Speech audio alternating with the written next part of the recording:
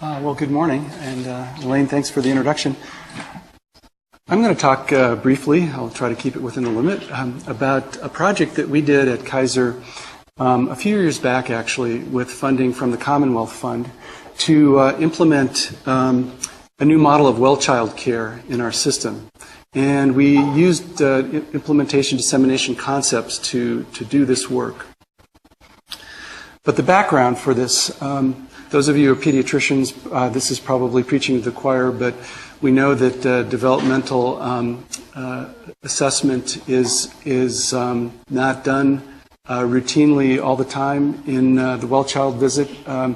There's a gap between what's sort of what the parent needs are and what's being addressed. For example, 50% of the parents, their child's development behavior issues were not addressed adequately, so there's sort of dissatisfaction on the part of the parents, and in some cases on part of the pediatricians in terms of being in a work situation that doesn't allow them to do some of the kind of developmental and behavioral anticipatory guidance work that they'd like to do because of limited resources and time. So this was sort of setting the stage for us to try a different model, to experiment with a different model of implementing well-child care in our system. What we came up with was an approach that was somewhat risk-based, and the idea would be that we would tailor content and frequency of the well-child care visits to the needs of the family and vulnerability of the child. And we would combine different types of visits that we would test out. For example, an e-visit through secured messaging system in our electronic medical records.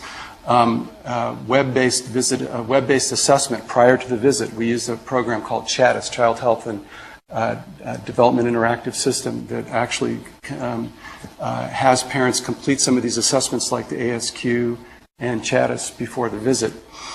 And this was done to increase the efficiency and effectiveness of the visit so that, the forms weren't all being completed there. At the higher end of the risk spectrum, of course, we have kids with special health care needs. And at Kaiser, we have pediatric care coordinators for these individuals.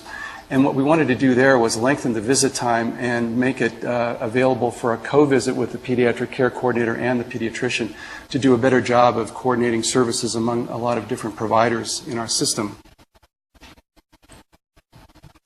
So we started this by identifying some clinics that we wanted to go to and try this out. And see, these would be early adopter clinics, essentially. And they were three medical offices, large medical offices in our system, which they were brave enough to raise their hands and say we would be interested in participating. And what we decided to do in terms of the implementation process was identify in those practice settings who the opinion leaders were and how they interacted with each other and what are patterns of influence. And for that, we used a method called social network mapping.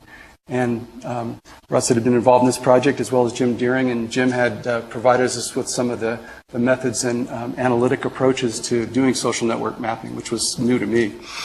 But in addition, we also did focus groups and stakeholder interviews, and that included parents too, actually, in our interviews about how they felt about these different well-child care models, what would be attractive to them and what wouldn't be.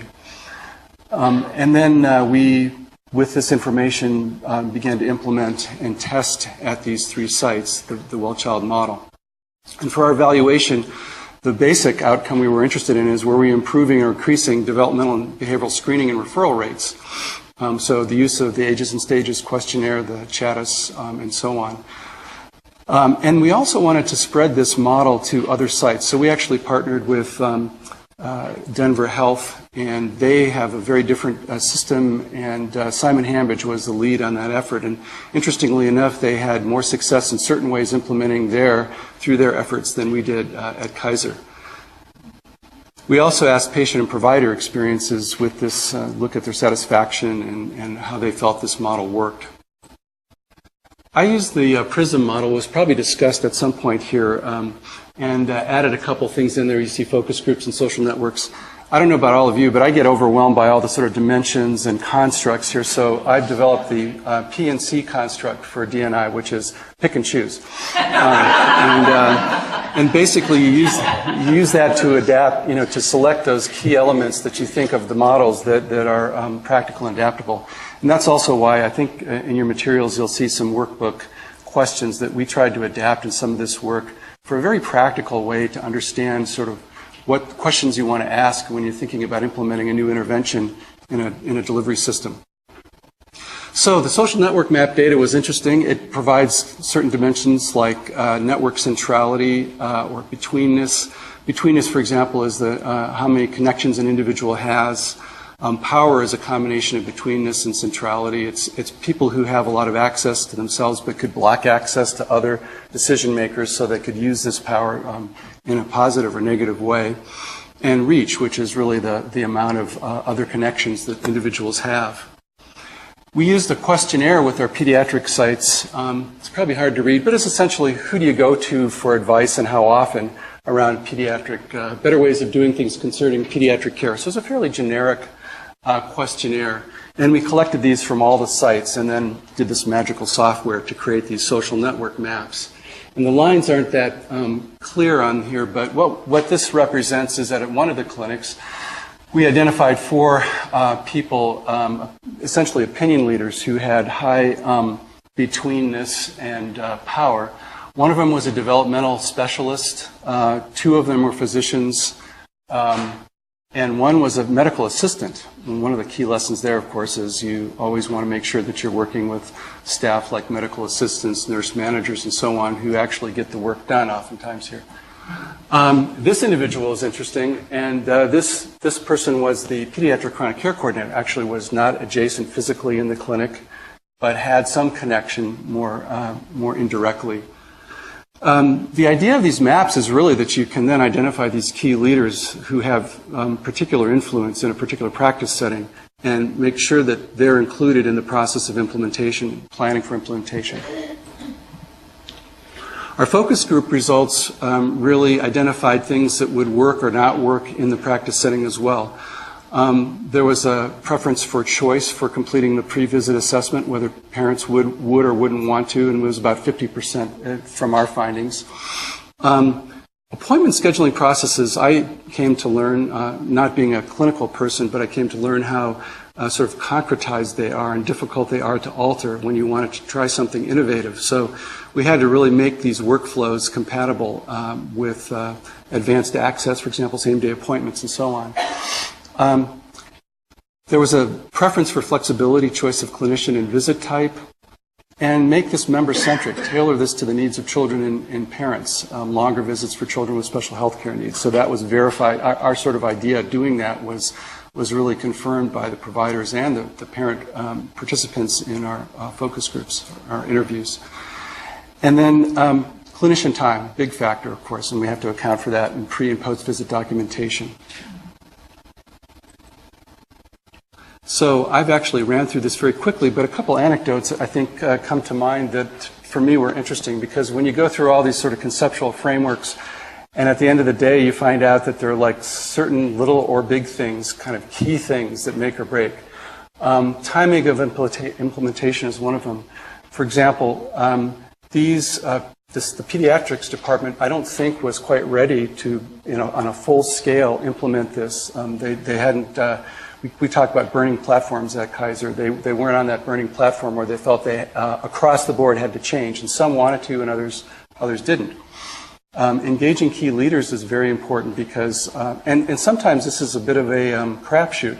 At the time, our chief of pediatrics had a leadership style that essentially was very democratic and collaborative. But what the problem was is that allowed other chiefs at clinics to say, I don't want to, or I want to do this particular implementation. So there wasn't actually enough influence to support more widespread implementation of this model.